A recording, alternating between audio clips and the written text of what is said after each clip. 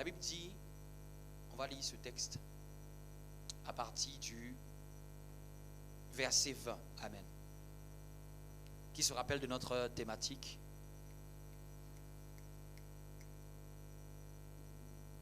C'est quoi la thématique? Les quoi? Dis-le bien si tu le sais. Dis-le bien. Les 7 piliers de la sagesse. Et nous allons lire à partir du verset 20. La sagesse crie dans les rues. Elle élève sa voix dans les places. Elle crie à l'entrée des lieux bruyants, aux portes dans la ville. Elle fait entendre ses paroles. Lisons. Jusqu'à quand, stupide, aimerez-vous la stupidité? Jusqu'à quand les moqueurs se plairont-ils à la moquerie? Et les insensés haïront-ils la science? Tournez-vous pour écouter mes réprimandes. Voici, je répandrai sur vous mon esprit. Je vous ferai connaître mes paroles. Puisque j'appelle et que vous résistez, puisque j'étends ma main et que personne n'y prend garde, puisque vous rejetez tous mes conseils et que vous n'aimez pas mes réprimandes, moi aussi je rirai quand vous serez dans le malheur. Je me moquerai dans la terreur vous saisira. Quand la terreur vous saisira comme une tempête et le malheur vous enveloppera comme un tourbillon. Quand la détresse et l'angoisse fondront sur vous, alors ils m'appelleront et je ne répondrai pas. Ils me chercheront, ils ne me trouveront pas, parce qu'ils ont haï la science et qu'ils n'ont pas choisi la crainte de l'Éternel, parce qu'ils n'ont point aimé mes conseils et qu'ils ont dédaigné toutes mes réprimandes. Ils se nourriront du fruit de leur voix et ils se rassasieront de leurs propres conseils. Car la résistance des stupides les tue et la sécurité des insensés les perd. Mais celui qui m'écoute reposera avec assurance. Est-ce qu'on peut le dire encore? Mais celui qui m'écoute reposera avec assurance. Est-ce qu'on peut le dire encore une fois? Mais celui qui m'écoute reposera avec assurance.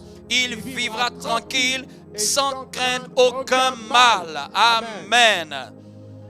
Quelle merveilleuse parole. Quelle profonde parole.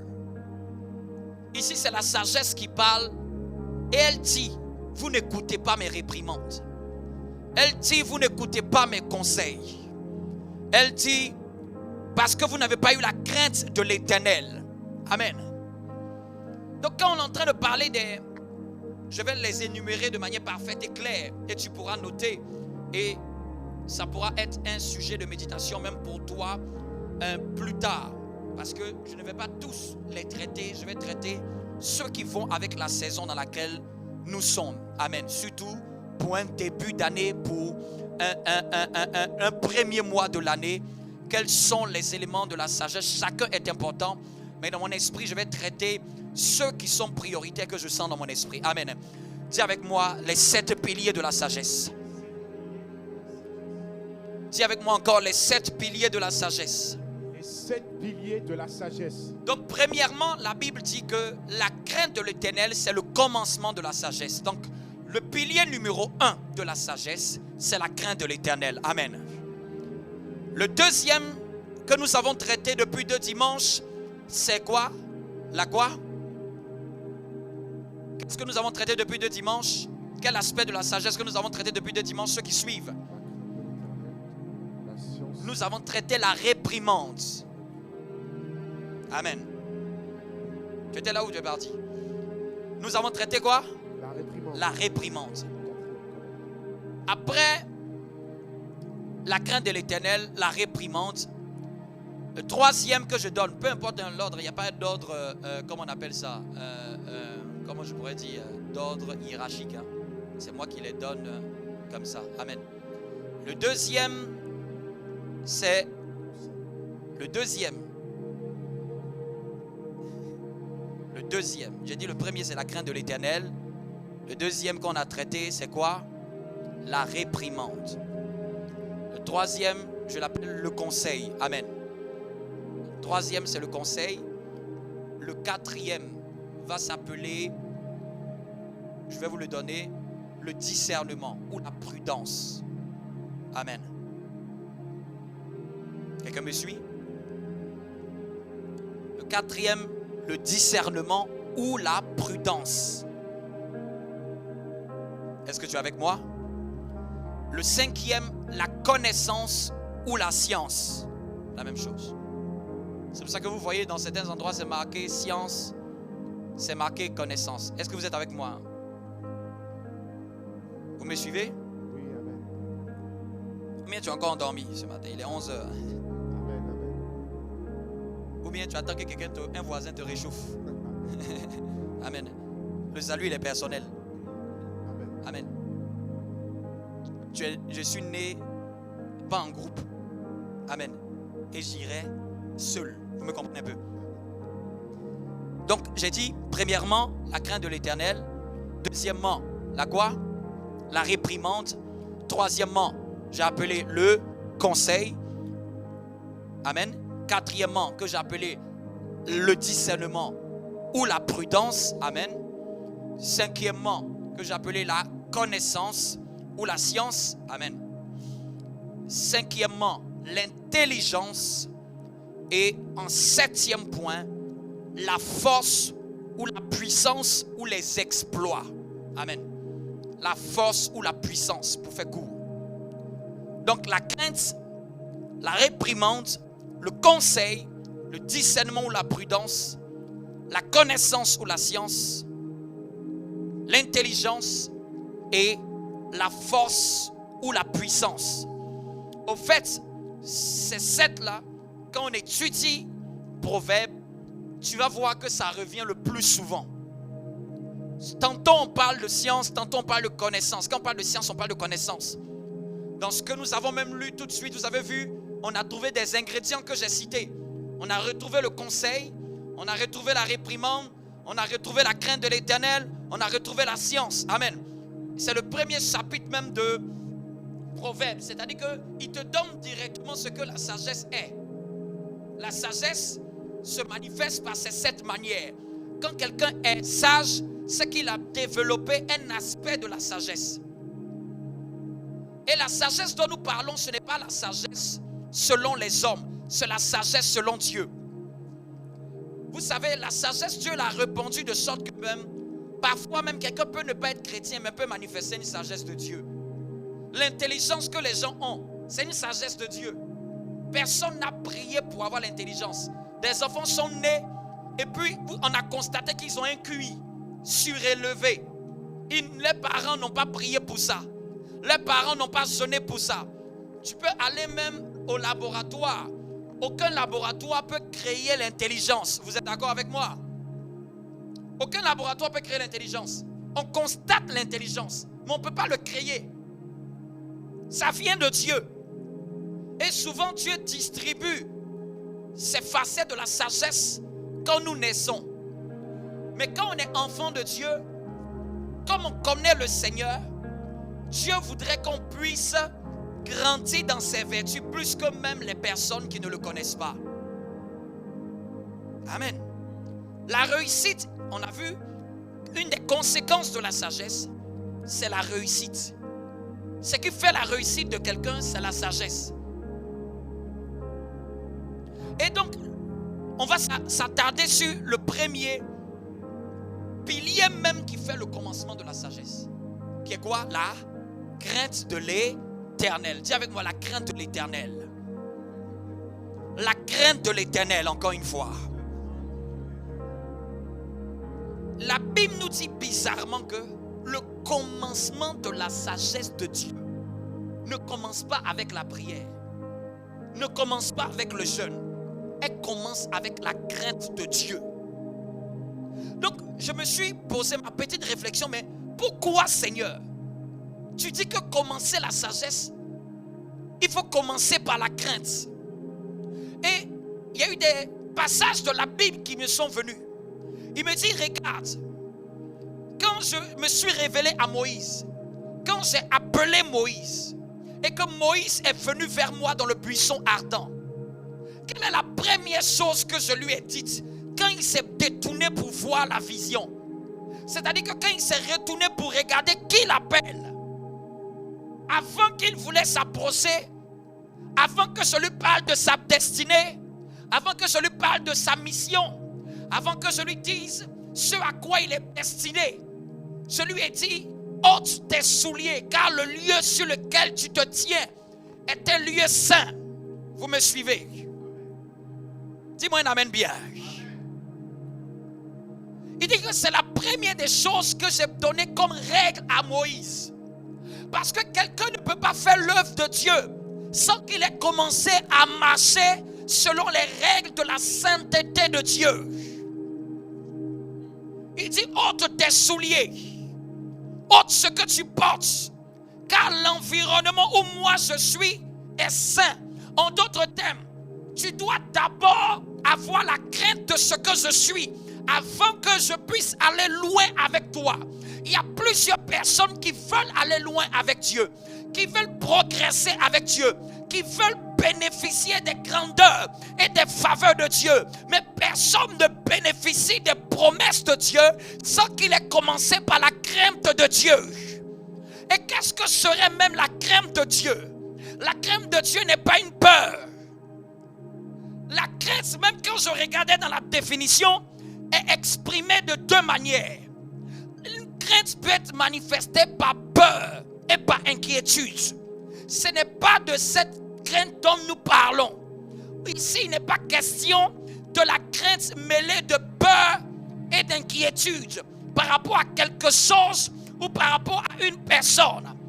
Vous me suivez? Ici, il est question d'un autre volet de la crainte qui est attaché plutôt au respect de quelque chose ou d'une personne, qui est attaché à la révérence, qui est attaché à des valeurs d'honneur.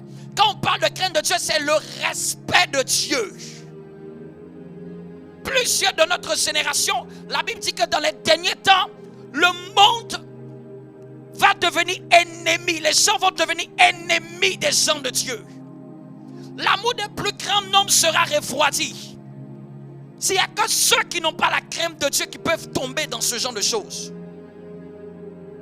Est-ce que quelqu'un me suit? Avant de désirer l'élévation, là ici on ne parle pas dans le camp des ténèbres. Dans le camp des ténèbres, c'est la désobéissance, c'est la déshonneur, c'est la rébellion. C'est la rébellion plutôt. Mais ce Dieu, ça commence par le respect de sa personne. Le respect de ses valeurs, le respect de ses principes, le respect de son style. Dieu a un style. Dis avec moi, Dieu a un style. Et on ne peut pas marcher avec ce Dieu et ne pas épouser ce style et désirer que ce Dieu-là nous élève. Ça n'existe pas. Si vous trouvez un chrétien qui est élevé, je sais que c'est un chrétien qui craint Dieu. Si vous trouvez un chrétien qui est gardé par Dieu, je ne vais pas regarder d'abord à ses quantités de prière. Quelqu'un peut prier sans craindre Dieu. Oui. Beaucoup de gens prient. Mais Dieu dit que le commencement pour être sage, il faut commencer à me craindre. Il faut commencer à me respecter. Il faut commencer à m'honorer. Il faut commencer à avoir de la révérence pour moi. Si tu veux bien, tu veux avoir ma sagesse. Si tu veux réussir, parce que les conséquences de la sagesse, c'est la réussite. Les conséquences de la sagesse, on a vu que c'est une vie prolongée. On a vu que c'est le succès. Est-ce que tu me suis? Dis-moi un bon amen. Quelqu'un peut prier sans être dans la crainte de Dieu. Des gens ne respectent pas le principe de Dieu et ils veulent bénéficier de la faveur de Dieu. Ils veulent bénéficier même de la prière de l'église. Tandis que ce Dieu, ça ne marche pas comme ça. D'ailleurs, même quand on regarde dans le parvis dans le temple de Salomon, le tabernacle de Moïse, il dit, regarde le protocole d'approche de Dieu. Qu'est-ce que j'avais mis en premier dans la cour extérieure? Ça, c'est dans mes réflexions que l'Esprit de Dieu m'envoie, m'amène naviguer dans ces chose pour m'enseigner. Il dit, regarde le protocole d'accès à la présence de Dieu. Il dit, regarde, au commencement, il y avait l'autel des holocaustes. L'autel des holocaustes, là où on faisait l'immolation, le sacrifice pour le pardon des péchés. C'est-à-dire que c'est en ce lieu-là qu'on égorgeait la bête afin que son sang puisse être récupéré pour l'emmener dans le tabernacle. C'est à ce lieu-là qu'on brûlait la viande et la graisse de l'animal. Et nous savons quel est le rôle que le sang de Jésus a pour nous. Le sang de Jésus est la seule substance que Dieu a permis pour nous permettre d'être libérés du péché qui nous éloignait de la crainte de Dieu. En d'autres termes, si Dieu ne m'a pas lavé, je ne peux pas m'approcher de lui. Si Jésus ne m'a pas lavé, en d'autres termes, il dit le commencement de la crainte, le commencement de la sagesse, c'est la crainte de Dieu. Il est en train de dire, celui qui ne passe pas par Jésus, c'est pas la peine. Parce que qui peut nous donner la crainte de Dieu? Qui peut nous donner de marcher dans le respect, dans l'honneur, si ce n'est le sang de Jésus? Quand Jacob est venu voir Isaac, il dit que ça c'est la voix de Jacob, mais tes mains c'est les mains d'Ésaü. C'est-à-dire que même quand nous nous approchons de Dieu, ce n'est pas notre voix, ce n'est pas notre prière, ce n'est pas ce que nous disons, c'est ce que Dieu regarde quand il nous voit. Il voit le vêtement de celui qui est mort. Parce qu'un animal avait été tué pour prendre sa peau, pour couvrir les mains de Jacob. En d'autres termes, un agneau a été immolé, un sacrifice a été fait. Le Père voit le sang de l'agneau sur nous et le Père dit, tu marches dans ma crainte. Quelqu'un me suit? Est-ce que tu es avec moi? Dis avec moi la crainte de Dieu. C'est le respect de Dieu, comme je l'ai dit. C'est l'honneur de Dieu. C'est de la révérence. Il n'y a pas de gloire sans crainte de Dieu. Là, j'y vais encore. Un troisième exemple. Regardons, on va aller dans la Genèse. Je n'ai pas la référence dans la tête, mais je sais de qui on est en train de parler. On parle de Noé. Regardons, lorsque Dieu s'était repenti d'avoir créé la terre et il voulait la détruire, on va voir on a su que c'est Noé qui a été la personne qui a sauvé l'humanité. Est-ce que Dieu a choisi Noé à cause de ses beaux yeux? Est-ce que Dieu a choisi, on va retrouver ce passage là, est-ce que Dieu a choisi Noé à cause de ses beaux yeux? À partir du Genèse chapitre 6. Genèse chapitre 6, je vais lire. Lorsque les hommes eurent commencé à se multiplier sur la face de la terre, à partir du verset 1er, et que des filles leur furent nées, les fils de Dieu virent, là on parle d'une catégorie d'anges qui s'appelle fils de Dieu. Les fils de Dieu virent que les filles des hommes étaient belles, et ils prirent pour femmes parmi toutes celles qui choisirent. Alors l'Éternel dit, mon esprit ne restera pas toujours dans l'homme, car l'homme n'est que chair et ses jours ne seront que de 120 ans. Les géants étaient à la surface de la terre. Amen. En ce temps-là, après que les fils des dieux furent venus vers les filles des hommes plutôt, et qu'elle eut donné des enfants, ce sont ces héros qui furent fameux dans l'Antiquité. L'Éternel vit que la méchanceté des hommes était grande sur la terre, et que toutes les pensées de leur cœur se portaient chaque jour uniquement vers le mal. On va revenir plus tard au verset 5. Je le relis encore. Écoutez très bien. L'Éternel vit que la méchanceté des hommes était grande sur toute la terre, et que quoi? Toutes les pensées de leur cœur se portaient chaque jour uniquement vers le mal. L'Éternel se repentit d'avoir fait l'homme sur la terre. Une grande première fois où Dieu dit, oh là là. Et il fut affligé dans son cœur. Tu as des émotions, hein? Quand tu médites, tu te rends compte que Dieu a un cœur. En fait, Souvent, pour apprendre à connaître Dieu, c'est à partir des expériences que les gens ont eues avec Dieu. Ça nous permet d'apprendre mieux Dieu. Quand je lis ce texte, je comprends que dans ma méditation, Dieu a un cœur. Dieu a des émotions. Dieu peut être dans la joie. Dieu peut être affligé. Parce que si moi-même qui suis à son image, j'ai un cœur, j'ai des émotions, je peux être dans la joie, je peux être affligé, à plus forte raison celui qui m'a créé. Amen. Ça nous aide à apprendre. C'est pour ça que méditer c'est important. Ça nous aide à apprendre à prier un Dieu que je connais. Pas un Dieu qu'on nous a parlé. Bien aimé, sortez de la chrétienté où vous vous contentez seulement de prier un Dieu dont on vous a parlé. La plupart de beaucoup d'entre nous, nous prions souvent. Souvent même dans certains continents, les gens prient un Dieu que seulement que leurs parents leur ont parlé. À un moment là, c'est bien ce qu'on m'a dit, mais il faut que j'aille chercher pour me faire une expérience profonde. Vous me comprenez? Je vous dis, ne vous contentez pas. Même quand nous prêchons, au-delà de ce que nous prêchons, cherchez Dieu vous-même au travers des Écritures pour vous faire une opinion plus profonde de qui il est pour vous. Parce que si vous vous contentez seulement de ce que les gens ont dit, ça va rester ce que les gens ont dit. Vous me suivez? Il y a des années de cela, je parlais avec des bien-aimés, mais c'était des nouveaux convertis, ils ne savaient pas. Quand ils parlaient seulement, le pasteur tel avait dit, le pasteur tel avait dit, le pasteur tel avait dit. C'est-à-dire que j'écoutais seulement, le pasteur tel, le pasteur tel, le pasteur tel, le pasteur tel avait dit. L'autre dit non, le pasteur tel avait dit, non, le pasteur tel avait dit, non, le pasteur tel avait dit. J'ai dit, vous là, il n'y a rien que Dieu vous a appris. C'est-à-dire que vous parlez toujours par intermédiaire. Au-delà de ce qui a été dit, qu'est-ce que vous avez vérifié comme les chrétiens des Béret? Parce que c'était sur des débats inutiles. Donc chacun est en train de dire, non, moi mon pasteur avait dit ça, moi mon pasteur. C'est-à-dire que ça montrait qu'il ne disait même pas la Bible dit. Vous me suivez? Ça montrait déjà qu'ils n'étaient pas en contact avec les Écritures. Ils étaient en contact seulement avec nos prédications. Amen. Ça ne veut pas dire que la parole des prédicateurs n'est pas importante.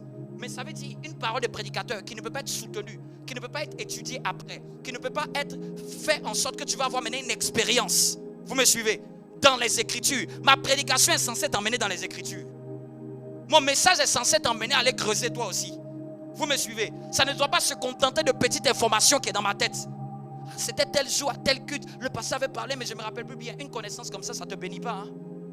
C'est une connaissance profonde. On a parlé d'épignosis la fois dernière. Connaissance profonde, correcte, expérimentale. Je connais. La Bible dit. La Bible parle des Béréens. Quand on enseignait, ils prenaient les Écritures et ils regardaient. Ils voyaient si ce qu'on enseignait était conforme aux Écritures. Parce que ce qui reste, c'est les Écritures. C'est pour ça qu'aujourd'hui, beaucoup de notre génération, beaucoup de gens se font duper. Il suffit que quelqu'un soit en costume, cravate et qu'il parle de Jésus, tout le monde peut être en train de le suivre. Et surtout même avec l'avènement de nos réseaux sociaux, c'est plus facile aux gens de croire. Et souvent, la plupart des temps, même quand j'écoute les gens, à chaque fois, je ne sais pas c'est quoi. Non, pasteur, c'est-à-dire qu'on parle, on est en train de parler de la Bible, la personne va m'arrêter. La personne va m'arrêter. Et ça, c'est depuis des années, j'observe ça. La personne va m'arrêter, la personne va dire, non, pasteur, tu te rappelles, au fait, j'ai regardé une vidéo, il y avait un pasteur qui avait parlé de ça. J'ai dit, mais moi, c'est pas de ça que je parle. Pourquoi tu me parles d'une information que moi-même, je ne t'ai pas enseignée? Vous voyez un peu? J'ai dit, lui, tu ne le connais pas. Tu l'as vu juste parce que tu as Internet. Tu l'as vu juste parce que tu as Internet. Tu l'as vu juste à cause d'Internet. Maintenant, c'est ce qu'il dit, que tu as écouté et que tu viens, moi, me questionner avec ça. Moi-même, ce que j'enseigne là, tu ne questionnes pas dessus. Vous me suivez? Et c'est ce que souvent même qu'il dit qui n'a rien à voir avec ces choses qu'on a enseignées. Non, il a fait un débat, non, qu'il a dit que non, ce n'est plus bon de faire ceci. C'est sur les débats futiles. Non, on a dit que non, la femme ne peut plus presser. Et puis la personne me pose, elle dit, moi, est-ce que je t'ai déjà enseigné ça? Est-ce que j'ai parlé de ça? Pourquoi c'est ça que tu veux me mettre sur la table? Concentre-toi, dis avec moi, Seigneur, donne-moi de me concentrer sur mes Écritures. Parce qu'aujourd'hui, dans notre mode, aujourd'hui, je vous le dis, je vous le dis. Surtout, nous qui avons commencé à prier, la plupart d'entre nous ici, en fonction de l'âge où la personne s'est convertie, on a appris à lire la Bible avant qu'Internet arrive. Avant qu'on ait les téléphones. Moi, quand j'ai commencé à lire la Bible, je n'avais pas de téléphone, il n'y avait pas d'Internet. On était en Afrique. Et à cette période même, quelques-uns même ne savaient même pas où ils étaient dans leur foi. J'avais pas accès à un compte ou à un réseau. Ça n'existait pas encore. Et ayant fait la transition entre la période où il n'y en avait pas et la période où il y en a, j'ai dit, je bénis Dieu parce que tu as permis de vulgariser la connaissance. Mais notre siècle-ci, c'est un siècle le plus distrayant comme je n'ai jamais vu.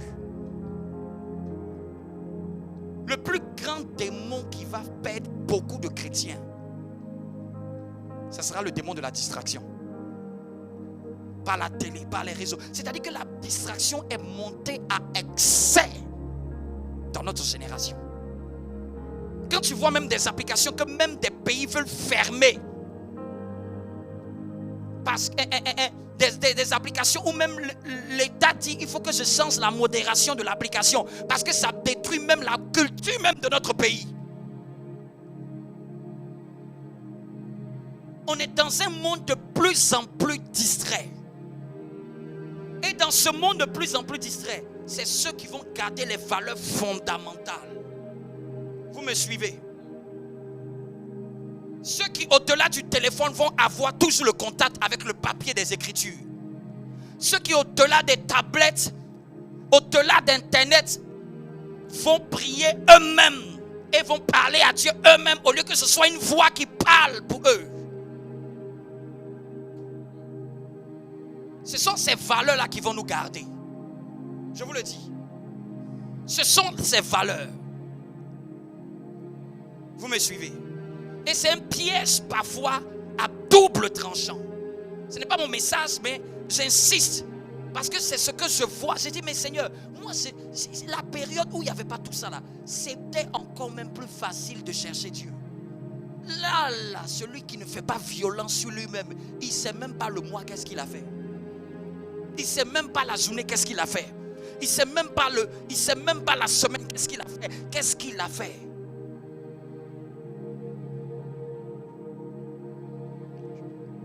Amen. Mais que ça ne soit pas notre partage, cette distraction au nom de Jésus. Donc, au verset 6, on revient à notre histoire. L'Éternel se repentit d'avoir fait l'homme sur la terre et il fut affligé en son cœur.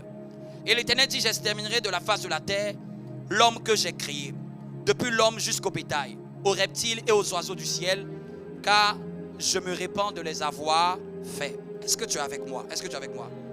Qu'on prêche sa parole soit vivant. Amen. Mais Noé trouva grâce aux yeux de l'Éternel. Noé trouva grâce aux yeux de... Dis-le bien. Noé trouva grâce aux yeux de... Vous allez voir, rien n'arrive dans la vie de quelqu'un qui marche avec Dieu par hasard, pas par coup de foudre. Ne pensez pas que Noé a trouvé grâce aux yeux de Dieu parce qu'au fait Dieu le voulait bien. Regardons ce qui est dit au verset suivant. Quelqu'un peut le lire? Le verset suivant. Amen. Le verset 9 seulement. Oui. Verset 9. Voici la postérité de Noé. Donc on va parler de Noé. On va dire maintenant qu'est-ce qu'il y a dans la vie de Noé. Parce que la Bible nous a dit que Noé trouva grâce aux yeux de l'Éternel. Mais la Bible nous a pas dit pourquoi. Mais c'est quand maintenant l'auteur nous dit maintenant, je vais vous expliquer ce qu'il y a dans la famille de Noé. Noé était un homme juste. Noé était un homme juste. Est-ce qu'on peut le dire? Noé était un homme et quoi? Et intègre dans son temps. Noé marchait avec Dieu. C'est tout. C'est là où je vais m'arrêter. Voici le commentaire qui est fait sur la vie de Noé. On n'a pas dit que Noé était chrétien. Parce qu'en son temps-là, le mot chrétien n'existait pas. Mais l'auteur, pour qualifier, qu'est-ce qui a fait que Noé a trouvé grâce aux yeux de Dieu? Noé avait deux caractères. Noé était juste et intègre. Est-ce que tu peux dire avec moi? Juste et intègre. Quelqu'un peut prendre encore Genèse. Là, on parle de nos patriarches. Je prends encore un autre exemple. Vous allez voir. Tout ça, ça rentre dans le... Quelqu'un peut nous prendre Genèse chapitre 17, verset 1er. Genèse chapitre 17, verset 1er. Dis avec moi, Noé était juste et intègre. Mais Seigneur, c'est quel genre de caractère? Donc parmi tous les gens qui étaient mauvais, parmi tous les gens qui avaient des pensées, parce qu'on avait dit que la méchanceté des hommes était grande sur la terre, on avait dit que toutes les pensées de leur cœur se portaient chaque jour uniquement vers le mal. Mais bizarrement, parmi tout ce groupe-là, il y avait une personne qui avait une manière de marcher. On dit Noé marchait avec Dieu. Et on nous dit son comportement. On nous dit comment il marchait avec Dieu. C'est bien de dire que je suis chrétien. C'est bien de dire que non, voici mon église. C'est bien de dire non, voici mon pasteur. Mais la question qu'on doit se poser, comment je marche avec Dieu? Parce que la vie chrétienne, c'est une marche avec Dieu. C'est comme si Dieu prend ta main et puis vous marchez ensemble. Mais pour marcher ensemble, il faut marcher à la même cadence. Il faut marcher au même rythme. Et Dieu, il a un caractère qui lui est propre si tu veux marcher avec lui. C'est pour ça qu'il a trouvé grâce aux yeux de Noé. C'est-à-dire que quand il prenait Noé comme ça, il voit que Noé, quand il marche dans la justice. Il voit que Noé, quand il marche dans l'intégrité. Il dit, je trouve grâce. Tu trouves grâce devant moi.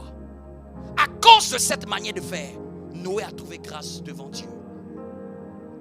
Ici, je vous donne vraiment ce qui fait que la faveur de Dieu peut descendre dans la vie de quelqu'un. Je vous montre vraiment ce qui fait que entre 10 chrétiens, il y a un qui va être visité, il y a des autres qui vont être laissés. Il y avait des années dans mon ancienne église, il y avait un jeune qui m'avait approché. C'est lui-même qui m'avait approché. Et puis il dit, on a ce que le pasteur dit là. Nous on ne vit pas ça. Mais pourquoi c'est toi qui vis? C'est-à-dire que lui il regardait sa vie. On était dans la même église. On avait le même pasteur. Et puis il m'a dit que, regardez toi là, les choses qu'il déclare, les bonnes choses, les bonnes choses là, on sent que ça vient chez toi. Mais nous on est là, nous on se débrouille. J'ai dit, hey, chacun est en train de se chercher. Non, on peut être même dans la même église. On peut être même avoir le même pasteur. Parce que Judas avait pour pasteur Jésus, hein? Amen. Qui aimerait pas avoir Jésus en live et que Jésus dort et mange avec lui? Dormir avec Jésus ne te garantit pas le salut. C'est l'état de ton cœur, l'état de ta crainte de Dieu. Ce qui a manqué à Judas, il n'avait pas de crainte de Dieu. Il n'a pas craint de vendre Jésus. Ça ne le dérangeait pas de causer et de dire que pour 30 cycles d'argent, je vais vendre mon maître. Et je vous dis, qui plus Judas a été plus favorisé? Judas était comptable de l'église de Jésus. C'est-à-dire que Jésus lui confiait les finances. Jésus savait que Judas volait. Parce que c'est Jean qui raconte que Judas, quand il disait que non, pourquoi on est venu donner une grande offrande de parfum pour Jésus et puis on aurait pu prendre ça pour donner aux pauvres. Si vous trouvez un chrétien qui dit non, qui dit non seulement, ne venez pas seulement donner les choses aux hommes de Dieu ou à l'église, bien aimé, il y avait un Judas, c'est les Judas qui parlent comme ça, que non, vous aurez pu prendre cette chose-là, vous avez donné à Dieu. Donne une aumône à un pauvre, mais ne donne jamais une offrande à un pauvre. Sinon, sa pauvreté va venir dans ta vie. On donne l'aumône aux pauvres, on ne donne pas l'offrande aux pauvres. On ne donne pas la dîme aux pauvres. Sinon, ce qui est dans sa vie, là, ça va venir chez toi. On donne l'aumône aux pauvres. L'offrande, c'est à Dieu. Le pauvre, on appelle ça aumône. C'est de la bienfaisance. Mais offrande, c'est quand ça appartient à une divinité. Ou souvent même là, il prend. C'est tes problèmes qu'il va prendre. Oui. C'est tes problèmes. Parce que quand on donne une offrande, souvent on se détache de notre côté maudit. Vous le comprenez? 10, c'est le chiffre de la malédiction. Quand on donne 10, ou quand on se sépare de quelque chose, au fait, on enlève une part maudite et qu'on laisse à l'autel pour que ça soit consumé à l'autel. C'est ça le mystère même qui est derrière l'offrande. C'est tout ce que Dieu veut traiter d'imparfait en nous là. Dieu nous permet de nous détacher de ça. Si tu trouves quelqu'un qui dit non, moi je ne donne pas mes offrandes à l'église, moi je donne mes offrandes, on te dit que ça est ton problème. C'est ton problème. Je n'ai pas dit qu'on n'aide pas les pauvres. Les pauvres, on les aide avec l'aumône. Vous me comprenez? L'aumône. Et il faut faire même l'aumône, même quand on est chrétien. Un chrétien doit faire l'aumône. Ça fait partie même de la chose, des choses de Dieu. C'est pour ça que même moi-même, dans mon argent, j'ai dit, Seigneur, il y a un montant là. Ce n'est pas pour moi, ce n'est pas pour l'église. C'est pour que ça aide des gens qui ont des problèmes. Amen. Et même dans ton argent, il faut avoir ça. Il faut avoir une partie où personne ne mange. Même Dieu ne mange pas. même l'homme de Dieu ne mange pas, même toi-même tu ne manges pas, même tes enfants ne mangent pas, c'est quelqu'un qui est dans le besoin qui doit manger ça. Parce que Dieu te sera reconnaissant. Vous me comprenez? Mais l'offrande là, c'est à Dieu. Vous me suivez? D'accord? Donc qu'est-ce que j'étais en train de dire? Donc je disais que c'est la justice et l'intégrité qui a fait la force de Noé. Vous me suivez? C'est le caractère. C'est le caractère qui a tiré la faveur de Dieu. Donc on peut être chrétien. Mais même dans être chrétien là, il y a une manière de marcher avec Dieu qui fait qu'il y a la faveur qui vient sur moi. On ne peut pas briser les protocoles. Aujourd'hui, la plupart des gens, les gens ne veulent pas la crainte de Dieu. Et les gens veulent toutes les bénédictions. Ce n'est pas possible. Donc, je parlais de Judas. Judas a eu pour pasteur Jésus. Et ce n'est pas un pastoral où Jésus rentre chez lui et lui rentre chez lui. Hein. C'est un pastoral où Jésus et lui dorment dans le même endroit. Quelle onction! Judas a chassé les démons. Quand il dit, je vous envoie 2 par 2, n'oubliez pas, Judas était dedans. Judas est revenu aussi comme des disciples. Maître, même les démons, nous sommes soumis. Tout ça, il ne faut pas te réjouir. Même quand ils se sont réjouis, Jésus a dit, ne vous réjouissez pas de ça. Réjouissez-vous de ce que votre nom est écrit dans le royaume des cieux. Judas a eu les mêmes privilèges comme tous les autres. Judas a écouté les mêmes enseignements, les mêmes prédications, les mêmes conseils. Judas, pareil. Mais quand vous lisez, la Bible dit qu'à un moment, Satan est entré dans le cœur de Judas. Vous pensez que c'est à cause de quoi? C'est parce qu'il n'a pas eu la crainte.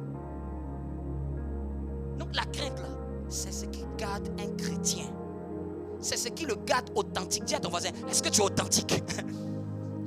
Est-ce que si Dieu te touche là, est-ce que tu es l'original? La crainte de Dieu. Donc je viens de donner, on parle de la crainte de Dieu, mais je vais te donner 2 éléments de la crainte de Dieu. Marcher dans la justice et dans l'intégrité. Prenons Genèse 17:1. Parce que c'est trop facile. Bien aimé, elle a la crainte de Dieu. Bien aimé, elle a la crainte de Dieu. Elle a la crainte de Dieu, elle a le respect de Dieu. Mais on va aller en profondeur. Est-ce qu'on peut zoomer? Hein? Genèse 17. Genèse 17, verset 1er. Lorsqu'Abraham fut âgé de 99 ans, Oui. l'Éternel apparut à Abraham. Donc Abraham fut âgé de 99 ans. Abraham avait quitté Ur en Chaldée depuis 75 ans. Écoutez très bien, écoutez. Quand l'auteur est en train de parler de ça, jusqu'il met l'âge, il est en train de vous faire comprendre qu'il va vous dire quelque chose qui est très important. Souvent quand vous lisez la Bible, ne pensez pas que les dates, les mentions ou la mention précédente est par hasard. C'est pour te préparer à une vérité profonde. Il est en train de dire que ce que je vais dire là, c'est Abraham de 99 ans. C'est Abraham qui a marché avec Dieu au moins 24 ans. C'est un chrétien converti depuis 24 ans. C'est la personne qui est allée en Égypte, qui a dit que c'est sa soeur et qui a fait en sorte que Pharaon prenne sa femme. C'est la personne qui, à un moment, a écouté sa femme et a fait un enfant avec elle. Tout ça, ça s'est passé pendant 24 ans de sa vie. Et puis écoutez maintenant ce que Dieu va lui dire à 99 ans. Dieu lui dit, quand Dieu parle, écoutons. Quand Dieu parle, écoutons. Oui. Je suis le Dieu Tout-Puissant. Dieu arrive, il dit, je suis le Dieu Tout-Puissant. C'est ici que les gens prient El Shaddai. Hein. Souvent quand tu prends El Shaddai, tu ne sais pas que c'est ce que Dieu a dit à Abraham. Dieu ne t'a pas dit El Shaddai. Il ne faut pas prier souvent tout le temps avec des révélations qui ne se sont pas vraiment révélées. C'est à Abraham que Dieu a dit, je suis le Tout-Puissant, le El Shaddai, celui qui a la mamelle et qui est tout-puissant, qui peut te nourrir. Celui qui prend soin. C'est ça la profondeur de El Shaddai. Oui. Marche devant ma face. On vit encore toujours dans manière de marcher. Abraham, 99 ans. Je suis tout puissant. Peut-être si tu croyais que j'étais tout faible. Marche quoi? Devant ma face. Et sois intègre. Dis avec moi, intègre. C'est la 2e fois que ça revient. On a marché avec Dieu. Donc, Dieu est attaché à l'intégrité. L'intégrité, c'est une valeur de crainte de Dieu. Lisons le 3e verset. Et puis je vais couler dans... Verset 3. Oui. De Genèse. Quand j'ai le 3e verset, en fait, je vais te donner un 3e verset. Est-ce troisième verset. C'est dans Genèse, mais tu vas aller plutôt au chapitre 18, au verset 19. Un jour, quand je lisais, j'avais déjà lu Genèse, l'histoire d'Abraham. Mais le jour là, dans ma méditation, bien aimé, c'est dans tes méditations que tu vas avoir des plus grandes révélations. Tu ne m'as pas dit un bon amen. C'est dans tes méditations que Dieu va t'apprendre des choses sur lui. Le verset que je vais lire là, ce n'est pas un verset que quelqu'un m'a prêté. Et puis ce n'est pas un verset que j'ai lu maintenant. Ça remonte il y a 2-3 mois que j'ai lu personnellement. Moi je lisais Genèse. Et quand j'ai lu, j'ai photographié ce verset là. Ce verset là m'a fait un flash. Il m'a dit ici là, Dieu veut te parler. Continue. Que Dieu te parle dans tes méditations. Vous savez pourquoi Dieu ne parle pas? Les gens disent que non, Dieu ne les parle pas. C'est parce qu'il ne médite pas. Si tu médites, Dieu va te parler. Dieu parle par sa parole. Sa parole est dans les Écritures. Toutes les Écritures ne sont pas la parole de Dieu, mais la parole de Dieu est dans les Écritures. Donc il faut scanner les Écritures pour entendre la parole de Dieu. Dieu peut te parler chaque jour si tu cherches la parole au travers des Écritures. Mais c'est parce que les gens sont des fainéants. Les gens ne veulent pas chercher la voix de Dieu. Ils veulent chercher toujours la voix qu'un homme de Dieu leur parle. Amen. Parce que ta vie c'est 365 jours. T'imagines, Dieu peut mettre 365 personnes pour te dire quelque chose chaque jour. C'est-à-dire que tu as trop besoin d'être lié plus à la parole de Dieu qu'à la parole d'un homme. Si Dieu permet qu'un prophète arrive et que par prophétie, que moi-même par prophétie, je te dis voici ce que je vois sur ta vie, gloire à Dieu. Mais la Bible dit que même nous prophétisons même en partie. Nous voyons même en partie. Et souvent même je prends toujours la parenthèse. Même les accurés, c'est que les majeurs prophètes, même dans leur service, c'est pas sur tout le monde qui prophétise. Donc les autres qui sont là, Dieu ne veut pas les parler. Si, Dieu veut les parler. Mais c'est-à-dire que ce jour-là, ce n'est pas de cette manière-là que Dieu veut les parler. Et la plupart du temps, quand souvent même Dieu se révèle, c'est pour t'encourager. Et souvent même, c'est quelque chose qu'il a déjà mis dans ton cœur, mais pour lequel tu hésites et tu as des doutes. C'est pour te remettre en confiance. Vous me suivez? Je partageais le témoignage à ma femme. C'est un prophète qui a apporté un grand réveil en Côte d'Ivoire. Et qui racontait qu'il fut empoisonné. Il partage son témoignage sur les réseaux même. Il fut empoisonné. Et le jour où il a été empoisonné, rien ne s'est passé. Même le cuisinier qui l'avait empoisonné a appelé en pleurant, disant que je croyais que tu allais mourir, mais tu ne meurs pas. Désolé, pardonne-moi, mon sein. 2 ans plus tard, le poison fait effet. En fait, il commence à tomber malade et il va à l'hôpital. On dit que vous êtes empoisonné. Et puis il s'est rappelé que c'était le truc de il y a 2 ans. C'est 2 ans après. Et j'écoute le témoignage. Et il dit qu'il a prié, il a jeûné, il a tout fait, il a tout fait, il a tout fait. Prier, les hommes de Dieu sont venus. C'est un grand homme de Dieu, vous le connaissez. Ceux qui sont d'origine Côte d'Ivoire le connaissent. Ils ont prié, ils ont tout fait. Rien. Et quand il était dans l'hôpital, là, quand une infirmière arrive, il voit sur l'infirmière, il prophétise sur l'infirmière, il prophétise sur les gens qui sont malades. Il a même dit, même prenez-moi dans mon brancard, là, j'allais prier pour un malade. Il dit qu'il s'est mis à servir Dieu dans l'hôpital. C'est-à-dire que Dieu l'utilisait, mais pour lui-même, il n'y avait rien. Pour lui-même, il n'y avait aucune vision, aucune parole, aucun songe, ni rien. Mais il recevait les messages pour les gens dans le lieu, dans l'hôpital. Les gens étaient bénis. Et il appelait même son frère pour dire que je vais bientôt mourir. Parce qu'il dit que le poisson a pris jusqu'à dans sa gorge. Il ne pouvait même plus parler. Il faut s'imaginer. Là, aujourd'hui, là, il n'est pas mort, hein, il est guéri. Mais tu vois les marques noires sur sa peau. Tellement ça a voulu le tuer. Tellement ça a touché son corps, mais pas son esprit. Il fait un rêve. Dans le rêve, il dit que dans le rêve, il a vu Jésus. Il a vu 2 personnes avant lui. La première personne, Jésus vient le prendre dans les bras. Il la serre dans les bras. La personne, et Jésus lui dit, tu es exaucé. La personne est contente. La deuxième personne, Jésus s'arrête devant la personne. Et Jésus parle à la personne. J'ai entendu tes prières, tu es exaucé. Et arrivé à son niveau, Jésus le regarde. Jésus disparaît. Ah! Hey, aïe, aïe, aïe. C'est-à-dire que ça fait mal. À mon niveau.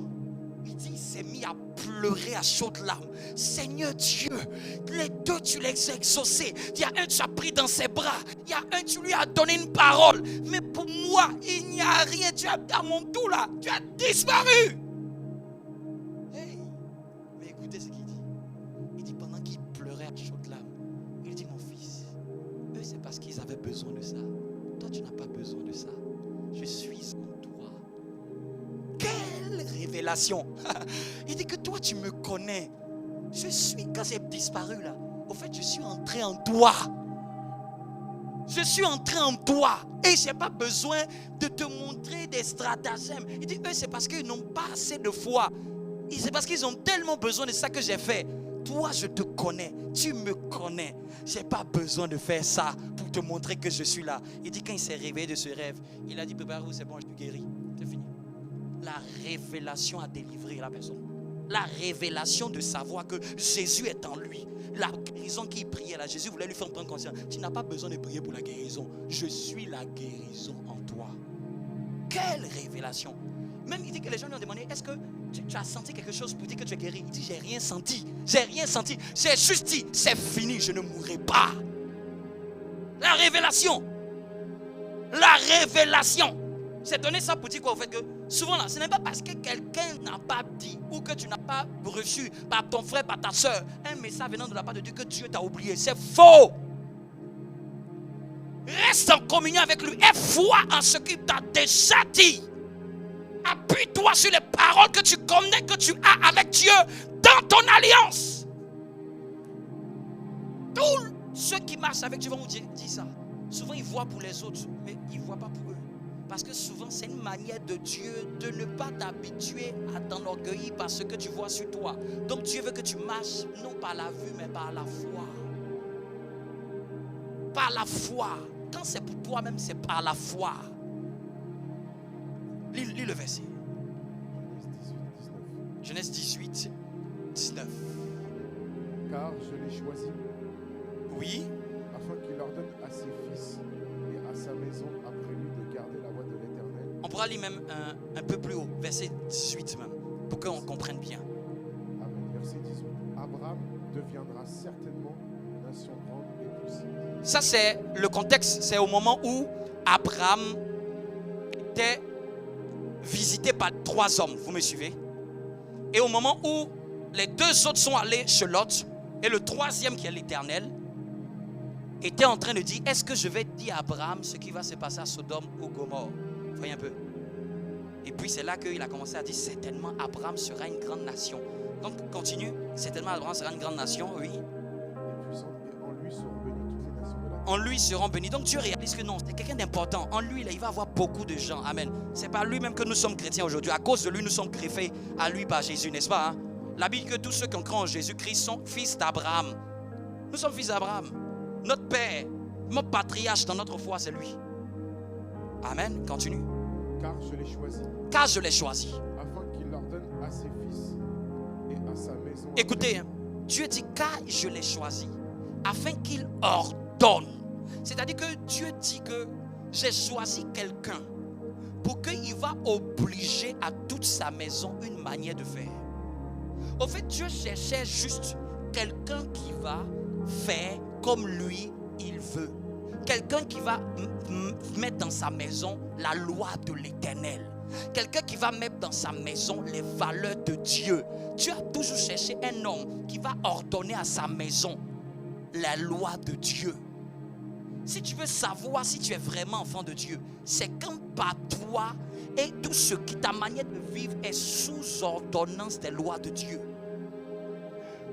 Par exemple, dans certaines cultures, par exemple, ceux qui ont le background africain pourront comprendre. Dans cette famille, souvent, il y a ce qu'on appelle des totems, non, n'est-ce pas?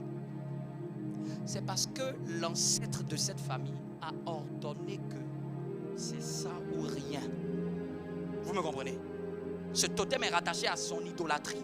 Et il a obligé à toute son ethnie, lui qui a créé l'ethnie, il a ordonné que vous n'allez pas manger tel animal. Ça, ce sont des lois sataniques. Ce sont des lois des démons. Mais Dieu aussi, il a ses principes. Vous voulez que Dieu soit quelque part? Cherchez d'abord à savoir, est-ce que la loi de Dieu règne dans ma vie et dans ma famille?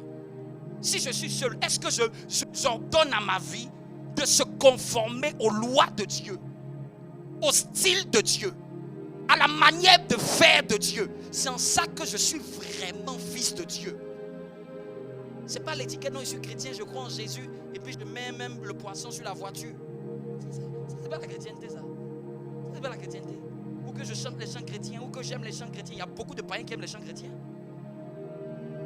Tu sais comment tu reconnais un chrétien? Est-ce que la loi de Dieu est ordonnée dans sa vie?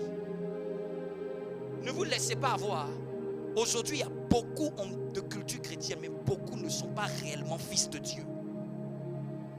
Mettre le poisson sur la voiture. Mettre le poisson comme autocollant sur ta porte.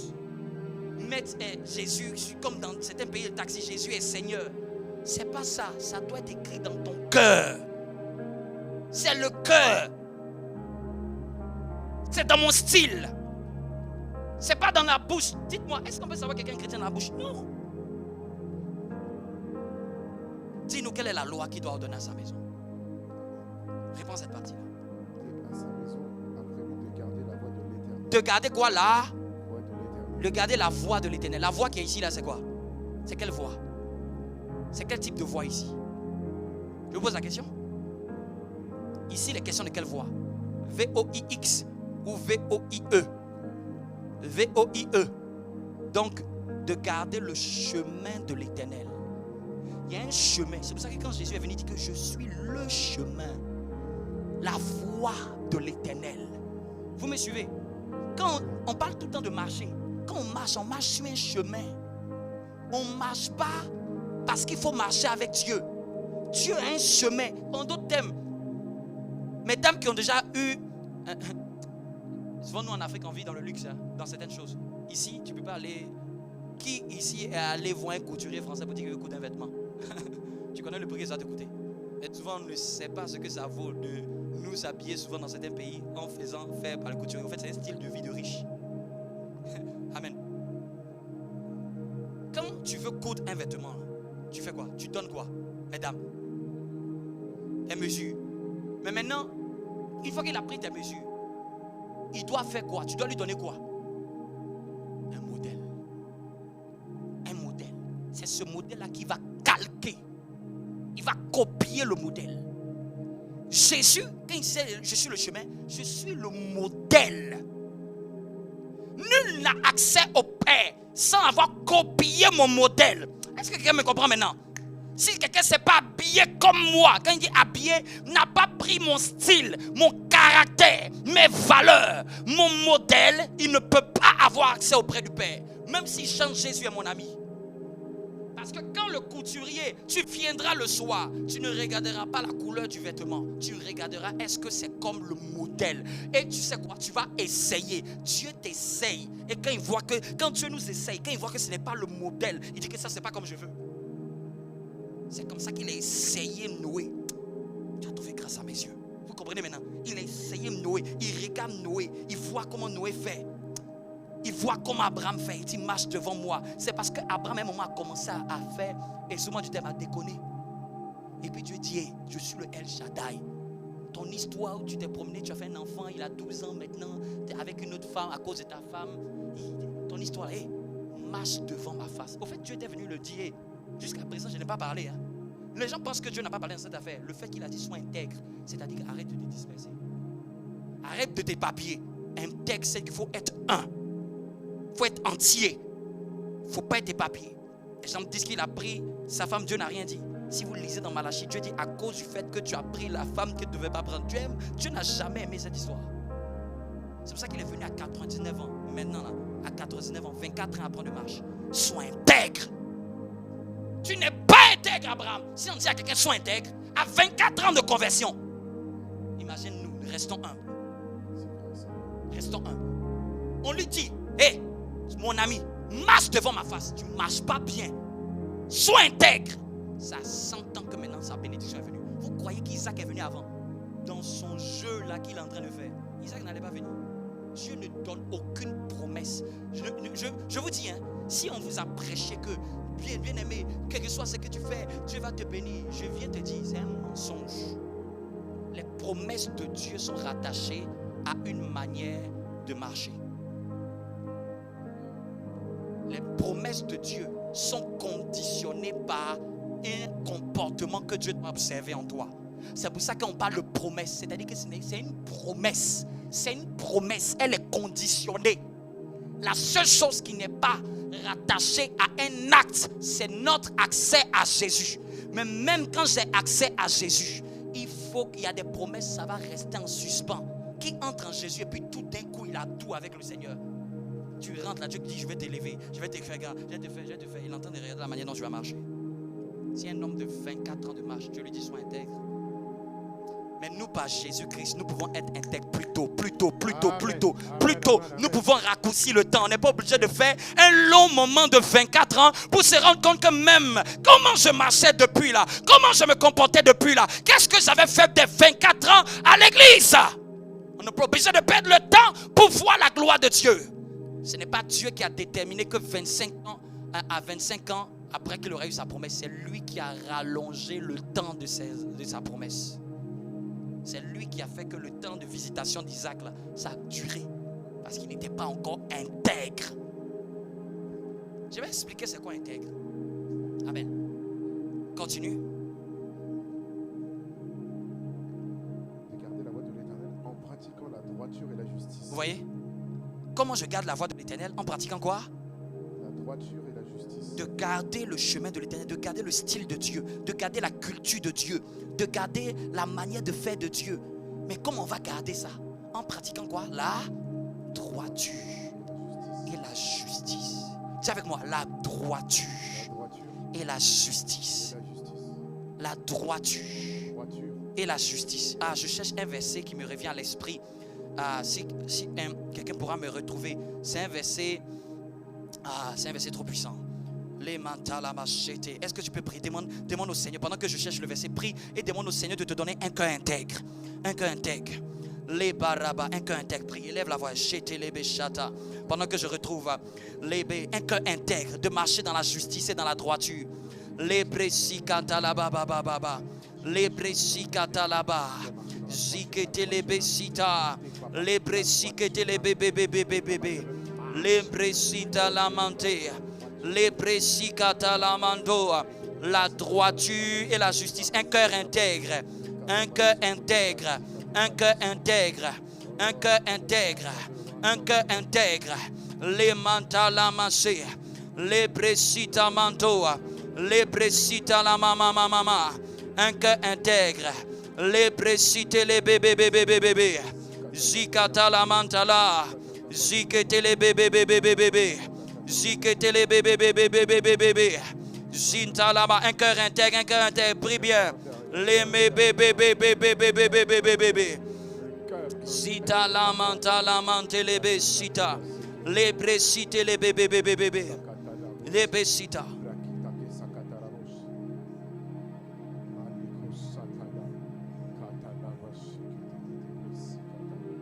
Je partage un verset. Je vais le lire rapidement. Et puis plus tard même, je vous envoie un verset sur le groupe.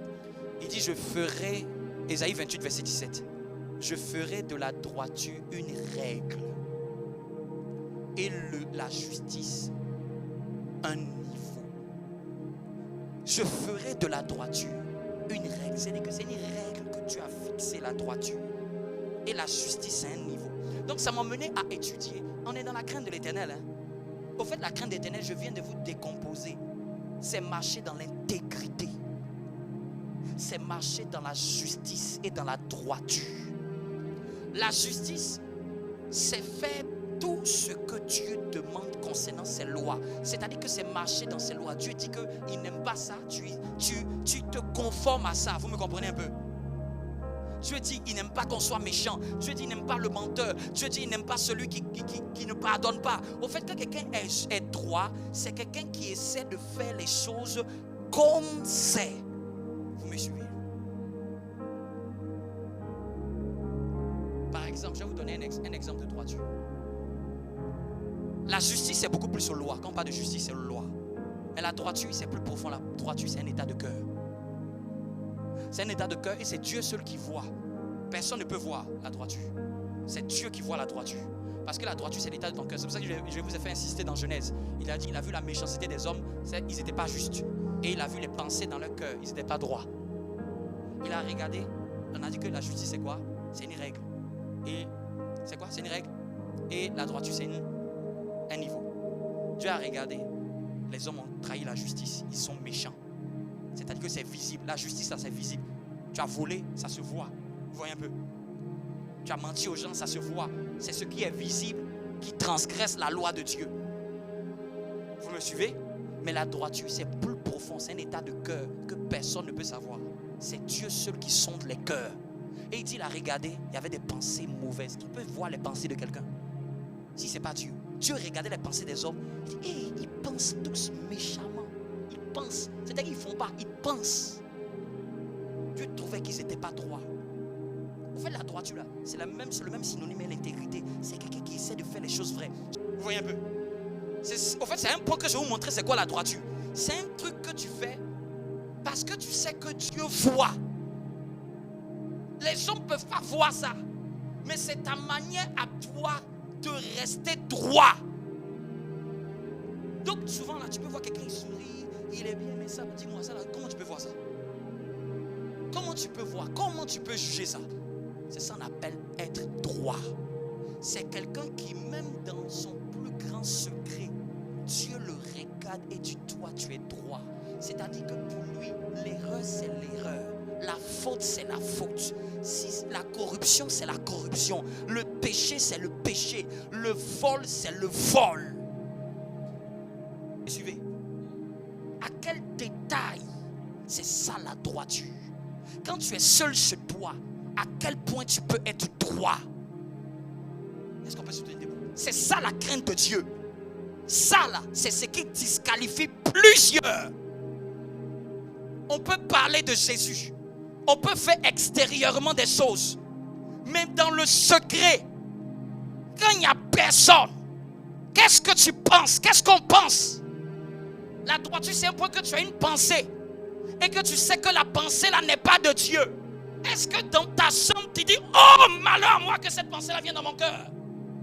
Quand quelqu'un est droit, c'est comme ça qu'il commence à se comporter. Dieu le regarde et dit, hey.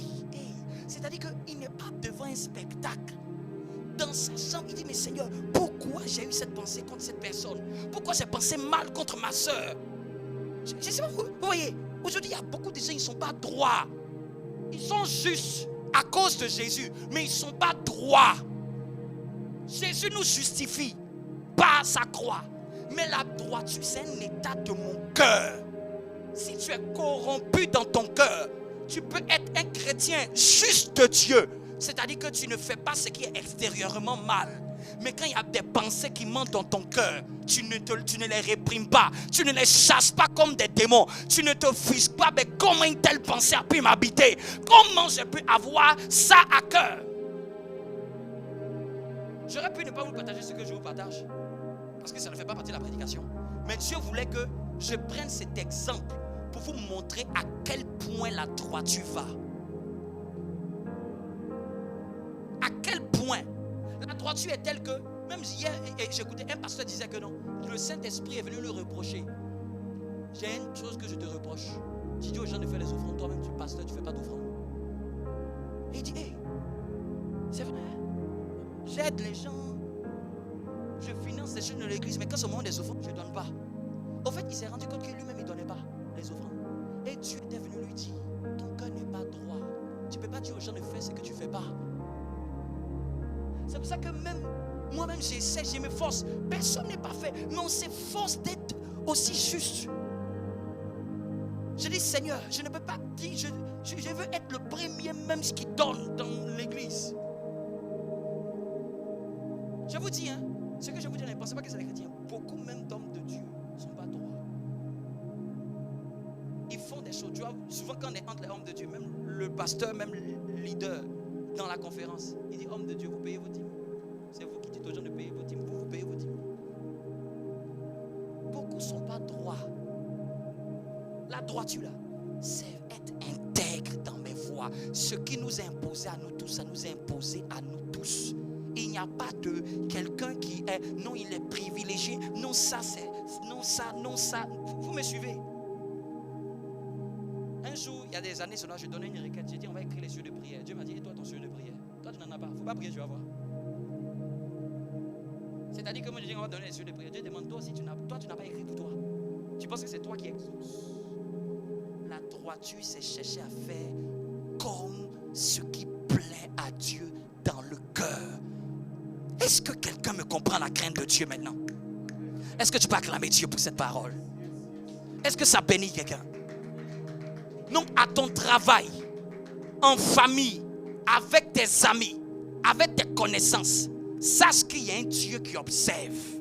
Quand on veut la faveur, on essaie de faire bien les choses. On essaie de s'appliquer. C'est ce que Dieu a regardé à Noé. Et il dit, Noé est intègre. Regardez à Abraham, on lui a dit, sois intègre. Mais Noé, on ne lui a même pas prêché. Noé, on ne lui a pas prêché. On n'a pas besoin de prêcher autant l'intégrité. Je vous dis, il y a même des païens qui sont intègres que même des chrétiens. Vous êtes d'accord avec moi? C'est là que vous comprenez que l'intégrité, là, c'est bien une question d'être chrétien. En fait, c'est un état de cœur profond. Il y a des païens, quand ils t'approchent, tu sens que c'est un amour. C'est que l'amour qu'il a pour toi, là, c'est un amour sincère. Ce n'est pas un amour faux. Peut-être qu'il ne connaît pas Jésus. Il ne connaît pas la Bible, mais au fait, son cœur est vrai. S'il y a une chose qu'il a contre toi, au fait, il va beaucoup te déranger. Du fait que ça peut t'offusquer. Et puis bon, il va essayer de te le dire, mais ce n'est pas dans le but de te casser. Mais au fait, c'est parce qu'il t'aime. Vous me comprenez un peu? Il ne veut pas ton mal. Ils sont intègres dans leur voix. Quand il y a un truc qui intègre, c'est que quelque chose ne va pas, il va te dire que non, ça, moi, je ne peux pas faire. Vous me suivez? N'ayons pas honte d'être intègres. Parce que dans ce monde, le monde il est corrompu. Et la prière qu'on doit beaucoup faire à Dieu, donne-moi un cœur intègre. Vous avez vu que c'est l'intégrité qui appelle la faveur. Ce n'est pas le bobo au nom de Jésus. Noé ne parlait pas en langue. Dites-moi où il a prié beaucoup pour qu'il ait faveur. Dieu lui a confié une mission. Dieu confie des missions à quelqu'un d'intègre. Dieu confie une mission à quelqu'un d'intègre.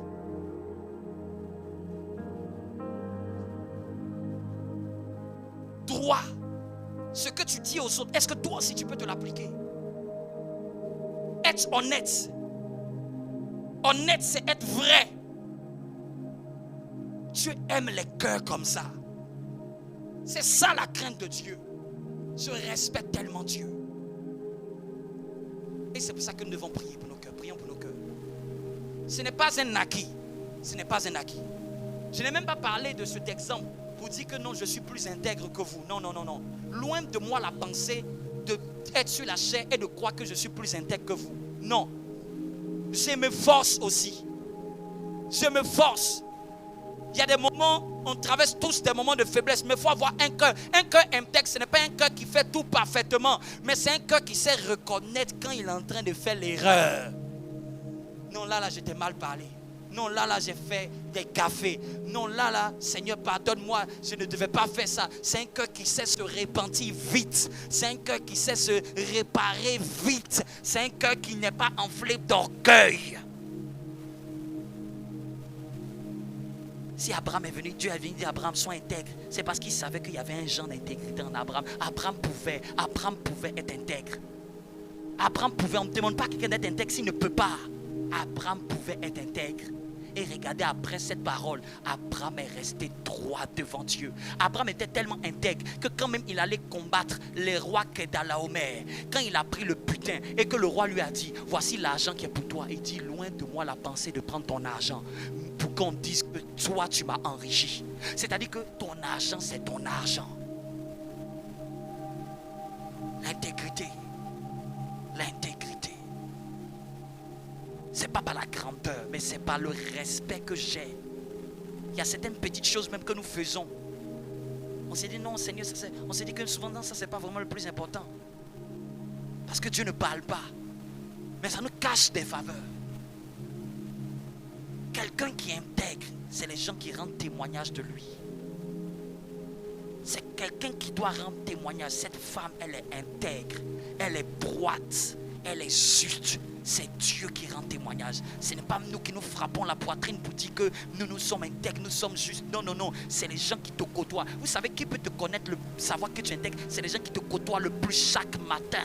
C'est les gens qui te voient tel que tu es quand tu es à la maison. C'est eux qui peuvent dire qui tu es réellement. Ou est-ce que tu es faux? Ou est-ce que tu es un bandit?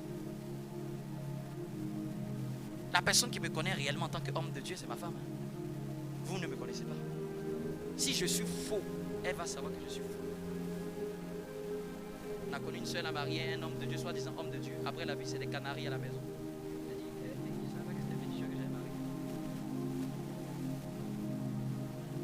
Quand tu es faux, c'est ton conjoint qui va savoir.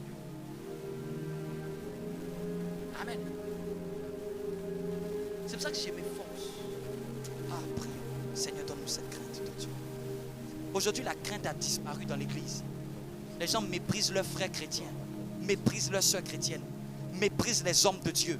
Les gens même méprisent les églises. Quand quelqu'un méprise l'église, il méprise qui au fait? Il méprise qui? Le pasteur ou le Dieu qui a appelé cette église?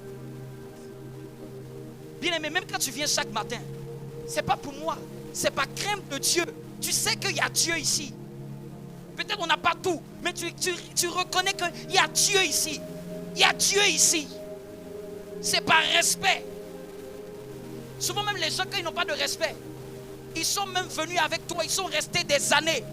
Mais même quand ils partent par la fenêtre. Parce qu'il n'y a pas d'intégrité. Ils ne peuvent même pas te dire que je m'en vais. Parce qu'ils ne sont pas vrais.